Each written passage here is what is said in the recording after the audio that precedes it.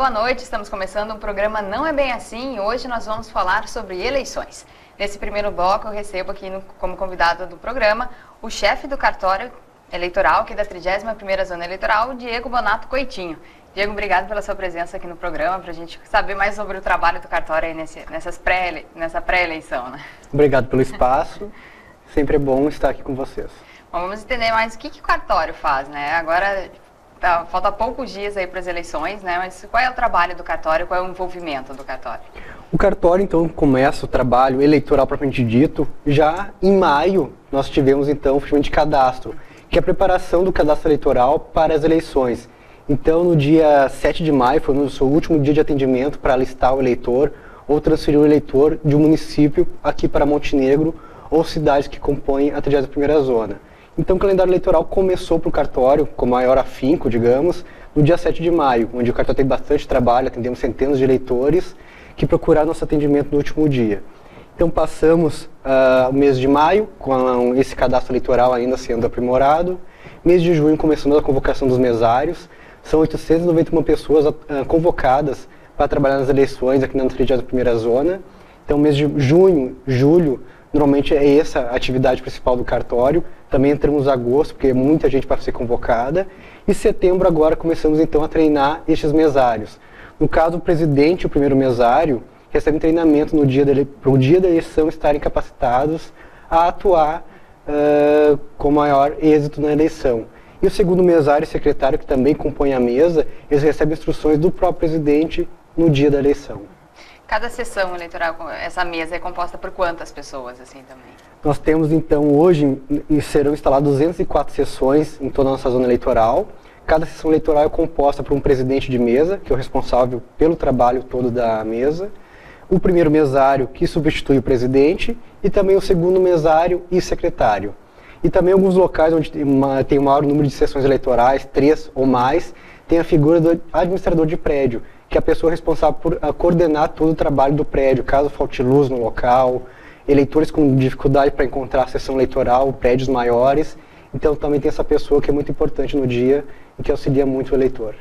Esse trabalho com os mesários diretamente, às vezes tem os que se candidatam, né, que se interessam por esse tipo de atividade, também tem a convocação. Como é que funciona esse cadastro, assim, como é que funciona realmente chegar a esses mesários, a essas pessoas que vão trabalhar? Nós temos hoje em torno de 1.300 eleitores cadastrados como mesário voluntário. No entanto, são número menor de vagas, são em torno de 800 vagas no cadastro para compor, então, essas mesas. No entanto, em locais do interior é muito difícil ter voluntário. Esses voluntários normalmente se situam na zona urbana do município, então, digamos, tem um volume muito grande de voluntários e acaba não tendo no interior. Então, temos muitos casos de presidentes de seção no interior que moram na cidade, mas quiseram tanto trabalhar que acabaram optando por trabalhar no interior. E para o cartório fica muito bom, porque é uma pessoa que está lá trabalhando por boa vontade e também ele se sente realizado. Tem diferença do trabalho do cartório quando a eleição é em nível federal, como é a que está acontecendo esse ano, ou quando é municipal, qual é o tipo de envolvimento? Assim, o que muda de prática mesmo? A eleição municipal é extremamente trabalhosa para o cartório eleitoral, ao contrário dessa eleição que ela é muito mais tranquila. Na eleição municipal, o cartório, em julho, ele é responsável por fazer o registro dos candidatos. Então, na última eleição foram mais de 450 processos de candidatura, e esses processos que adentram no cartório, em média, normalmente no dia 5 de julho, em 30 dias eles têm que estar julgados. Então é muito trabalhoso este procedimento. É montagem do processo, são diligências porque a documentação não está completa, temos que notificar os candidatos, eles trazerem toda aquela documentação necessária, uma nova análise, abertura de prazos, controle de prazos, então é uma coisa bem trabalhosa. E também a prestação de contas dos candidatos. Quando a eleição é municipal, eles prestam contas aqui no cartório eleitoral de Montenegro. E também um volume de trabalho muito grande, porque são centenas de processos, centenas de cálculos que o cartório precisa fazer para ver se aquilo está fechando.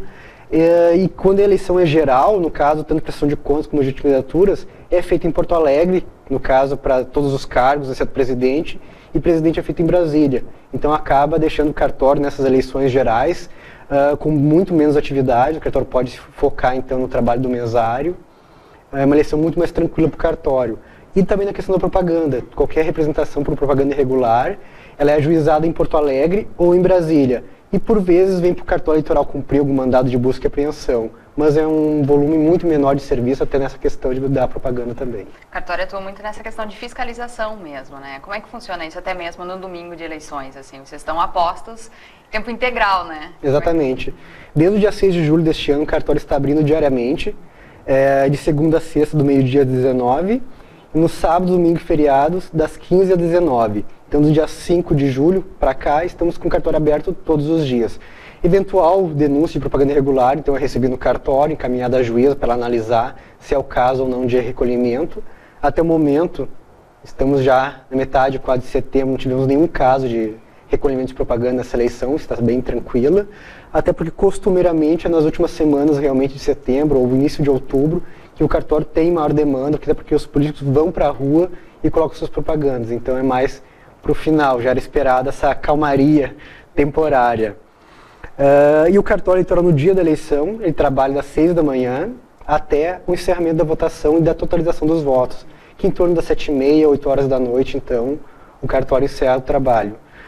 E no sábado anterior também o cartório se envolve na distribuição das urnas, aquelas urnas que o eleitor vota no domingo, elas são entregues no sábado, então a partir das 6 da manhã chega a transportadora no cartório, os veículos, então cada um tem as suas urnas eletrônicas e começa essa entrega.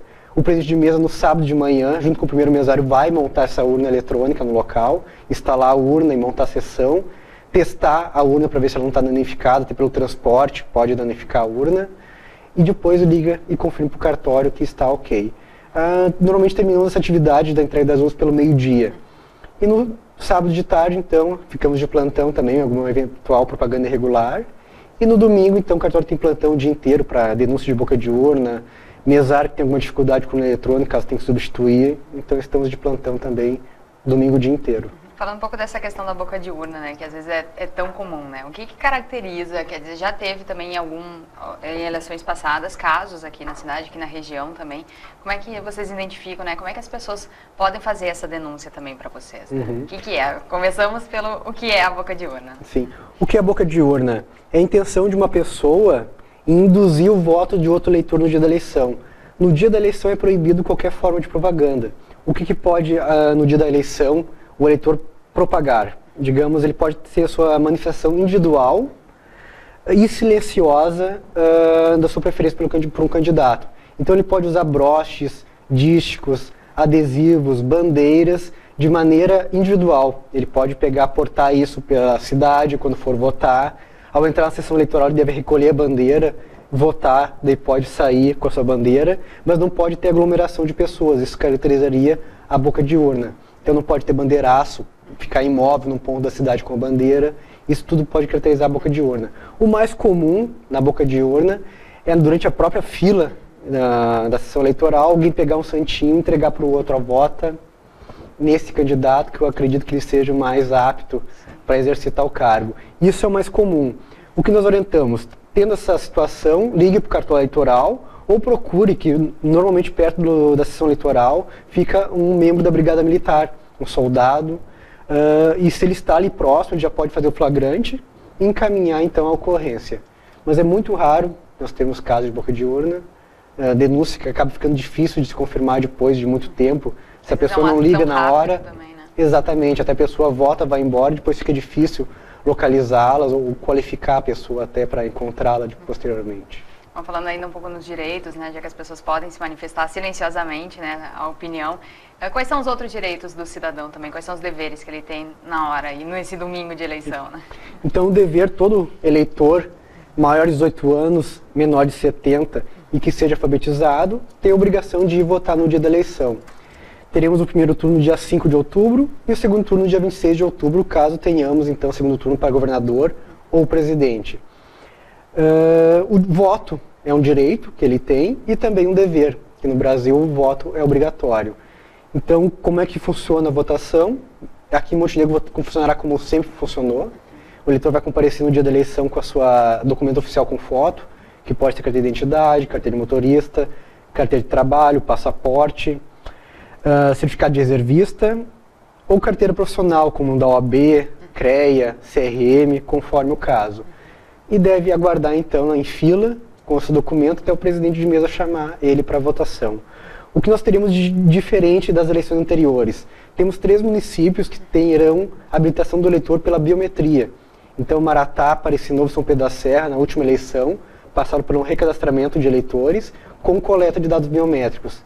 Então, quando o eleitor comparecer no local para votar, o presidente vai digitar o número do título dele e o eleitor vai colocar a digital, serão esses 4 dedos cadastrados na urna. Sendo reconhecido, ele estará dispensado de assinar o carnê de votação, que a habilitação dele será pela digital. Então, esses 4 municípios terão essa nova forma de habilitar o eleitor, é uma novidade. Aqui no estado, somente Canoas já tinha esse procedimento realizado em 2010, e este ano, então, mais 180 em alguns municípios do estado fizeram o procedimento, e em torno de 700 mil eleitores na próxima eleição aqui no nosso estado votarão com forma biométrica. A urna eletrônica é segura? A urna eletrônica é segura. Nós estamos aí, então, desde 2000 que ela é usada em todo o Brasil. Nunca houve nenhuma denúncia comprovada de fraude na urna eletrônica. Todos os atores do processo eleitoral são convidados e convocados a comparecer aos atos de fiscalização, como o OAB, Ministério Público e os partidos políticos, e os candidatos também. São vários procedimentos que nós temos de segurança da urna eletrônica. Claro, não há nenhum sistema eleitoral totalmente seguro no mundo. Todos eles têm ferramentas de controle e de fiscalização para tornar esse processo mais seguro. Então, nós estamos desde 2000 em todo o Brasil com urna eletrônica. Serão 14 anos agora. Em 98 o Brasil já teve também eleições nas capitais e cidades maiores, com mais de 2 mil eleitores com urna eletrônica. Então, são diversos anos. No ver da Justiça Eleitoral, um avanço muito grande e serve de modelo também para todo mundo. Na cabine de votação, as pessoas podem ir acompanhadas? Há algum caso assim que isso é permitido ou nenhum caso é permitido? A legislação prevê que o eleitor que tem dificuldade para votação, ele pode fazer o uso de uma pessoa da sua confiança na hora de votar. Então, cabe ao presidente de mesa, na hora de verificar a pessoa tem ou não dificuldade, ele pode autorizar ou não a pessoa a votar. Então, é um caso, cada caso é um caso realmente, vai caber ao presidente analisar o caso concreto, se ele vê que a pessoa tem dificuldade, porque a urna eletrônica é um equipamento eletrônico, como ela mesma fala. Então, muitas pessoas com mais idade têm dificuldade para usar um terminal eletrônico de banco, por exemplo, então pode utilizar um auxílio de uma pessoa da confiança dela. Nunca é um mesário, nem fiscal de partido que vai ser o auxiliar dessa pessoa. Mas qualquer pessoa da fila, se ela confiar em alguém da fila, ela pode pegar e ter o auxílio para votação. Mas é um caso excepcional. Não é o padrão, como o voto é secreto, o eleitor vai atrás da urna sozinho e vota sozinho. Inclusive filhos também, muitas vezes pessoas gostam de levar crianças para votar. Não é permitido, o cartório orienta os mesários que não permitam que crianças, 4, 5 anos, 3, adentrem o local, porque é comum, é notório, que em vários locais do país as crianças entram, acompanham a votação e na saída eles prestam contas, digamos, alguma pessoa que comprou o voto, apareceu a sua foto, pode pagar ele. Então, por essa maneira que é proibido as crianças acompanhar os pais. Se tiver um pouquinho maior de idade, mais de idade, pode acompanhar e esperar com o mesário, enquanto o pai vota rapidamente, sem problema algum.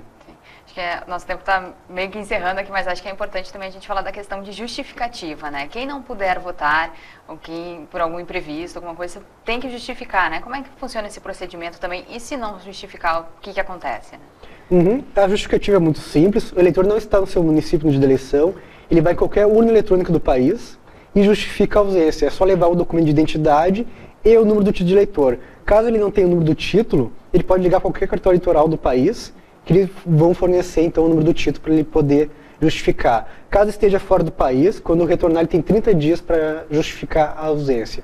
Em outros casos a pessoa não tem como comparecer por motivo de doença, esteve internado. Depois da eleição, ele ou um terceiro procurador dessa pessoa que estava impossibilitada pode ir até o cartório eleitoral e solicitar justificativa com atestado médico ou comprovação então por que ele não pôde votar. Nota de alta hospitalar, com a data da baixa constando. Então, são diversas as ferramentas que podem utilizar para justificativa. Se não justificar, tem consequências, né? Tem consequências. A pessoa vai ficar impedida de obter certidão de quitação eleitoral.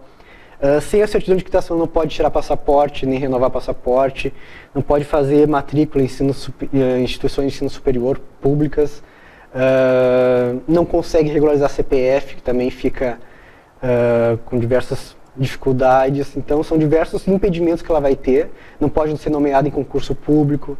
Então, se não votar nem justificar com prece no cartório, vai recolher uma multa, que depende de cada local, o juiz arbitra essa multa, e fica em dia também.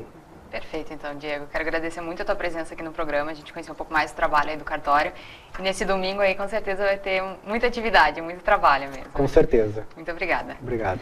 A gente vai para um rápido intervalo e já volta.